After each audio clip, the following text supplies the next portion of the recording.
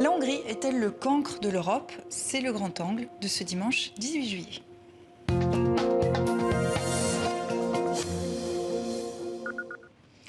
Bruxelles questionne l'usage par la Hongrie de l'argent du plan de relance européen. La Commission a décidé lundi de réserver sa réponse sur le versement à la Hongrie de 7,2 milliards d'euros.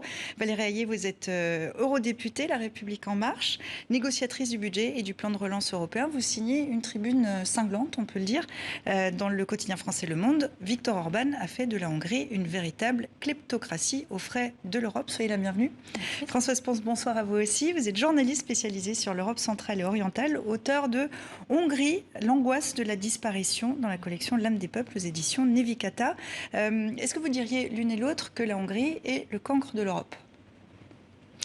On constate aujourd'hui une dérive de l'état de droit en Hongrie qui est manifeste et qui n'est pas tolérable. On y reviendra, on a des atteintes à l'état de droit, une loi homophobe qui a été adoptée, une indépendance de la presse qui est remise en cause, de la justice qui est remise en cause, une presse qui est muselée et une corruption qui est, selon les mots mêmes de la Commission, endémique et systémique. La Hongrie, cancre de l'Europe, Françoise Pons ? Alors, effectivement, la Hongrie est pointée par l'Europe pour des manquements à l'état de droit. Alors, le cancre, enfin, il y a beaucoup de manquements. Enfin, c'est pas seulement la Hongrie, on a la Pologne, on a d'autres pays qui présentent aussi des manquements, comme d'ailleurs la Commission l'a établi. Maintenant, effectivement, la Hongrie se fait beaucoup entendre parler d'elle. Voilà. Et on va y revenir en détail. Valérie Hayé, vous avez pris la plume 2 jours après que la Commission européenne a ajourné sa décision pour attribuer cette somme d'argent dans le plan de relance post-Covid. Vous appelez, vous, à ce qu'il soit assorti de garanties. Lesquelles? Qu'est-ce que vous demandez? Alors, mon groupe politique demande des garanties très claires pour s'assurer que cet argent, l'argent du plan de relance, qui est, je le rappelle, une initiative inédite dans l'histoire de la construction européenne, les Hongrois ont évidemment droit à cet argent, que les choses soient très claires. Par contre, il faut qu'on ait des garanties pour nous assurer que cet argent ira bien au service des Hongrois et pas dans la poche d'Orban et de ses proches. Donc, effectivement, nous demandons 3 garanties. D'abord, nous demandons l'assurance que nous demandons de connaître les bénéficiaires des fonds du plan de relance, premièrement. Nous demandons, deuxièmement, qu'une loi soit prise pour s'assurer que ceux qui ont été impliqués dans des affaires de corruption ou de malversation jusqu'à présent ne puissent pas bénéficier des fonds de la relance. Et troisième point, nous demandons que les lois qui remettent en cause ou qui empêchent la société civile et les journalistes d'investigation d'avoir accès aux informations publiques soient abrogées. Ce sont des demandes légitimes, selon vous? Bien, disons que sur les garanties qui doivent être apportées pour savoir où va l'argent et effectivement que l'on sache que l'argent est bien dépensé en Hongrie, ça c'est absolument nécessaire et je crois que aucun pays européen d'ailleurs, tous les pays européens devraient se plier à ça effectivement parce que je crois que c'est ce que tous les citoyens européens demandent, c'est que ces garanties soient assurées. Alors maintenant pour le reste effectivement j'avais compris que dans l'accord du 1er janvier ou du 10 décembre de 2020, j'avais compris qu'on liait l'état des droits, mais uniquement sur la question du fund channeling, c'est-à-dire on ne touchait pas tellement encore à l'état de droit. Donc vous voulez aller plus loin, c'est ça que je comprends. En fait, il y a différents dispositifs qui sont en œuvre pour différentes situations. Il y a la question de la loi homophobe, par exemple, et la Commission européenne a lancé une procédure d'infraction. Après, s'agissant des leviers budgétaires et financiers dont on dispose, il y a le mécanisme de protection de l'état de droit qui a été négocié l'année dernière, qui est de dire, en fait, l'idée c'est de dire si le budget européen est en danger ou si nos valeurs ne sont pas respectées, eh bien on coupe les fonds. Et il y a le plan de relance stricto sensu. Et dans le plan de relance, on a une série de conditions pour bénéficier du plan de relance. Et il y a notamment le fait d'être dans un système qui protège de la corruption.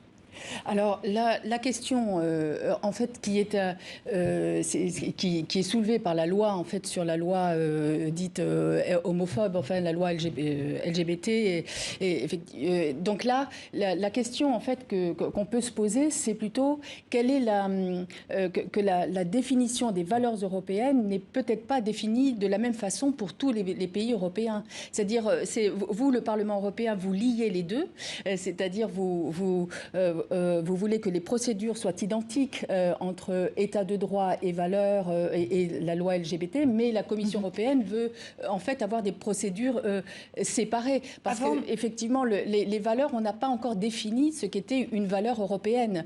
Et avant de vous laisser répondre, je vous propose qu'on regarde ce que dit cette loi précisément, les précisions de Karine Henry. Des fanions arc-en-ciel affichés en grand, un message de tolérance envoyé à 600 km de là et adressé à Viktor Orban. Cette distribution n'a donc pas eu lieu à Budapest, mais à Munich, juste avant le match Allemagne-Hongrie. Un geste symbolique, la loi contre la promotion de l'homosexualité a été adoptée par le Parlement hongrois quelques jours plus tôt. À l'origine, c'est un projet de loi anti-pédophilie. Est venu s'y ajouter un amendement pour la protection des droits des enfants. En clair, la promotion de l'homosexualité est interdite. Les contenus qui promeuvent ou représentent la déviation de l'identité de genre, le changement de sexe et l'homosexualité ne doivent pas être accessibles aux moins de 18 ans. Dans la pratique, fini les programmes éducatifs ou les publicités banalisant l'homosexualité. Cette réclame de Coca-Cola s'était attiré les foudres du pouvoir en 2019. Il devrait en être de même pour les livres, recueils de contes et légendes, mais aussi pour les films et les séries. Un texte législatif qui n'en finit pas de créer des remous au sein de l'Union européenne. Si la Hongrie ne corrige pas le tir, la Commission fera usage des pouvoirs qui lui sont conférés en sa qualité de gardienne de traité. Bruxelles hausse le ton et envisage de lancer une procédure d'infraction contre la Hongrie. Mais ce sont les menaces financières qui pourraient faire flancher Viktor Orban. Pourquoi pas un accès réduit aux subventions européennes. On ne peut pas accepter que d'autres pays membres de l'Union européenne nous disent comment nous devons élever les enfants hongrois. Cela ne va pas. Il faut mettre un terme à ce diktat. Alors les mots sont forts, mais est-ce qu'en effet l'Europe a à faire la leçon à ses pays membres? Il ne s'agit pas de faire la leçon. C'est ce en que dit 2004, Viktor Orban, je reprends ces termes. En 2004, lorsque la Hongrie a adhéré à l'Union européenne, elle a adhéré à un ensemble de valeurs. Et parmi ces valeurs, il y a la non-discrimination, l'égalité, le respect de la dignité humaine. Ce sont des valeurs qui sont au fondement de notre projet européen. Et il faut qu'elles soient évidemment respectées partout en Europe. Alors justement, c'est sur la définition concrète de la non-discrimination que les points de vue s'opposent. Il y a un fossé effectivement sociétal entre l'Est et l'Ouest de l'Europe, notamment sur ces questions d'homosexualité. Et on voit effectivement le Parlement européen, on voit qu'il rappelle aux États membres régulièrement que la non-discrimination homosexuelle, c'est le mariage homosexuel et ça se traduit concrètement par le mariage homosexuel et l'adoption. Et ça ne passe pas dans les pays d'Europe centrale et orientale. Est-ce que cette question LGBT agite la société hongroise? Eh bien justement, c'est pas un sujet là pour le coup, c'est pas un sujet. Vraiment, cette loi, d'abord, la loi qui au départ, elle voulait renforcer la législation contre la pédophilie. Et là, tous les partis étaient d'accord, ils voulaient voter au Parlement, il n'y avait aucun problème. Le problème, c'est qu'ils ont rajouté des paragraphes sur les homosexuels et sur l'homosexualité pour éviter effectivement ce que vous avez bien expliqué, la diffusion pour les mineurs, en fait, voilà, pour protéger les mineurs. Et donc, mais c'est une loi qui, en fait, ça n'est pas un sujet, c'est-à-dire que dans la vie quotidienne des Hongrois, l'homosexualité n'est pas un sujet comme il y a chez nous dans l'Ouest de l'Union et aux États-Unis. On comprend bien. C'est pour les élections qui a été mise en place. Vous nous dites bien qu'il y a une différence de perception entre l'Est et l'Ouest de l'Europe. Et dans ce cas, vous êtes à Bruxelles, vous êtes eurodéputé. Comment on fait pour se parler entre Européens? C'est très important de nourrir le dialogue, évidemment. Et je voudrais vraiment, sur cette fameuse loi homophobe qui a été mise en place, alors on peut entendre qu'il y a des lectures différentes. Néanmoins, quand même, cette loi, elle assimile homosexualité et pédophilie. Oui, ça, cette loi, elle impose de fait à des personnes homosexuelles de vivre librement et comme elles l'entendent, ça n'est pas tolérable, ça n'est pas acceptable dans l'Union européenne du XXIe siècle. Donc bien sûr, il faut se parler. Et moi aussi, je veux le dire, j'entends certains, notamment Mark Rutte, qui avait dit, eh bien, si la Hongrie ne respecte pas nos valeurs fondamentales, eh bien, il faut qu'elle quitte l'Union européenne. Moi, je considère qu'on ne doit pas baisser les bras. Alors, sans quitter l'Union européenne, il y a cette idée qui avait été avancée, je crois, il y a 2, 3, 4 ans, qui était celle d'une Europe des cercles concentriques. Est-ce que vous y seriez favorable? Et qui on met dans le premier cercle? Et est-ce qu'on met la Hongrie dans un cercle plus éloigné? Qu'est-ce que vous pensez de cette idée?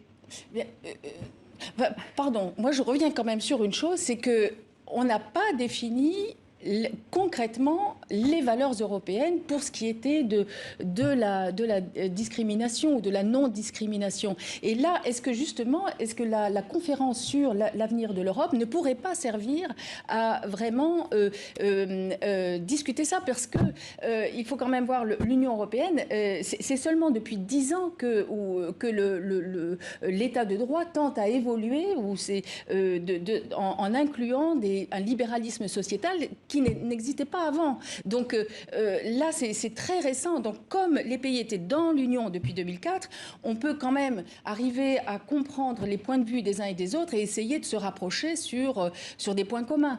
Parce que là, pour l'instant, c'est quelque chose qui s'impose aux pays d'Europe de l'Est. Sur quel point commun? Parce que vous dites, eh bien, je pense, par exemple, sur le mariage homosexuel, par exemple, quand on a au Parlement, effectivement, vos recommandations récurrentes pour les États membres de non-discrimination, c'est-à-dire très précisément ce que j'ai rappelé tout à l'heure. Et là, effectivement, c'est ça qui est mal ressenti, qui est ressenti comme une pression. Valérie Hayé, est-ce qu'il faut redéfinir, dans ce cas-là, repréciser ce que sont les valeurs de l'Europe? Moi, je pense qu'elles sont assez claires. Le principe, c'est la non-discrimination, c'est-à-dire qu'une personne, elle peut vivre, où qu'elle soit en Europe, elle doit pouvoir vivre librement son orientation sexuelle comme elle l'entend. Et je pense vraiment que, alors l'Europe des cercles concentriques que vous évoquiez tout à l'heure, pour moi, c'est sur les valeurs. Certainement pas. Il ne faut pas qu'on capitule. L'Europe, c'est un formidable projet, c'est aussi le progrès et c'est des avancées constantes dans le bien-être des Européens et dans le respect de la dignité humaine. Alors bien sûr, la conférence pour l'avenir de l'Europe, ce sera un grand temps de débat démocratique au cours duquel on va pouvoir construire ensemble, on va demander aux citoyens européens de dire quel projet européen ils veulent construire et on pourra évidemment aborder ces questions-là. Le continent européen a vécu deux destin en parallèle jusqu'à la chute du communisme. D'un mot vraiment rapide pour conclure, est-ce que vous diriez que cette différence culturelle explique aujourd'hui pourquoi on ne se comprend pas très bien entre Est et Ouest? Oui, parce que ce sont des sociétés et une histoire différentes. Et il faut arriver à les comprendre et à vraiment comprendre la grille de lecture de ces pays. Peut-être aussi une approche... on voit aussi le développement d'un conservatisme partout en Europe. Bien sûr, il y a le clivage entre guillemets Est-Ouest. Il faut aussi se poser la question sur pourquoi le conservatisme évolue et devient de plus en plus prégnant en Europe. Et on a une responsabilité partagée sur ce sujet-là. Valérie Hayé, Françoise Pons, merci beaucoup d'être venue débattre dans 64 minutes. Je vous dis à très bientôt.